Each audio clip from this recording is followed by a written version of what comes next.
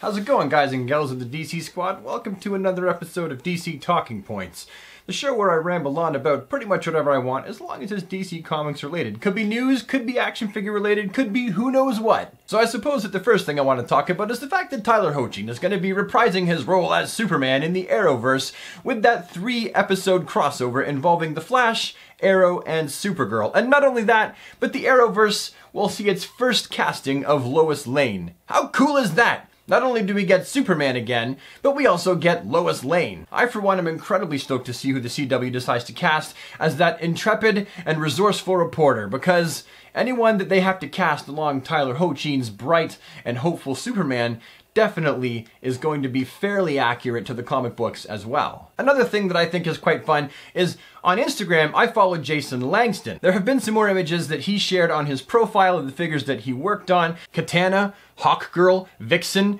Lobo, Kingdom Come Superman, Batman Beyond, The Ray. Yep, that's all his handiwork. Honestly, if you're not following him on Instagram, go follow him on Instagram. As for the DC Comics that I had room for in my budget this week, Batman, Kings of Fear, Hunt the Scarecrow. The art is actually by Kelly Jones, and he's responsible for that iconic cover where Bane is breaking Batman's back in the Nightfall series. Batman 497?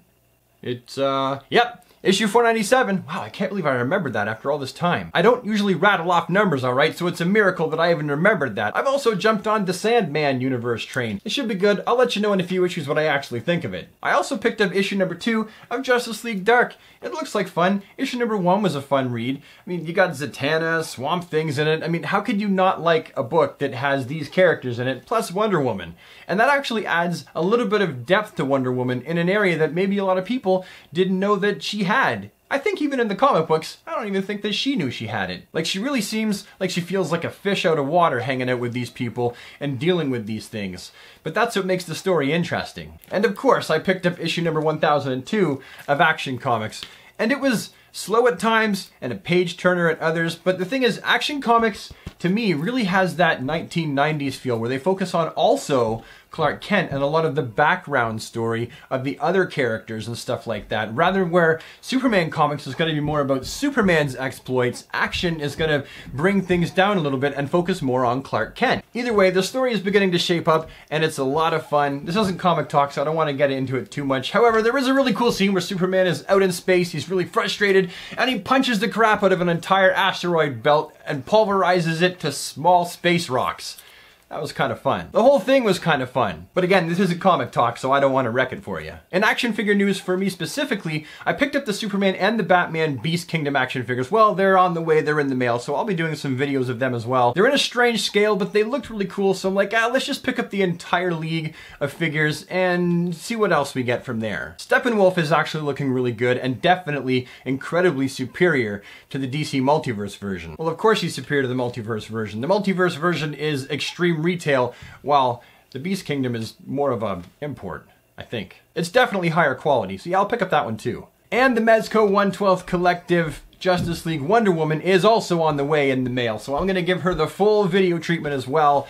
I'm really excited about her, and if you haven't noticed, I'll be following the Justice League with every figure line that I collect. So that means Mezco, Mafex, as well as SH Figuarts, and Beast Kingdom. I'll probably pick up the Justice League for all of those figure lines, so eventually I'll have a full collection of all of them, and there'll be videos for all of them as well. In other DC news, it's been reported that Hans Zimmer is going to be scoring the 1984 Wonder Woman soundtrack, which is very cool because I liked his work in Batman v Superman and also in Man of Steel. There was nothing really iconic about the work that he did, but it was still very good overall. It did a good job being the music for what it needed to be. I think he'll do a fabulous job, and I can't wait to see what he comes up with for a musical score. I'm sure that the original Wonder Woman kind of theme song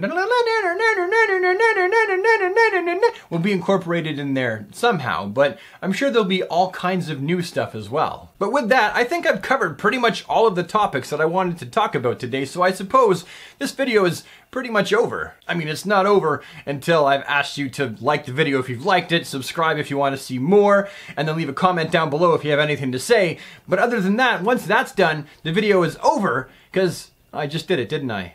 Yeah, I did. I guess it's done. Have an awesome day, super friends. I'm out.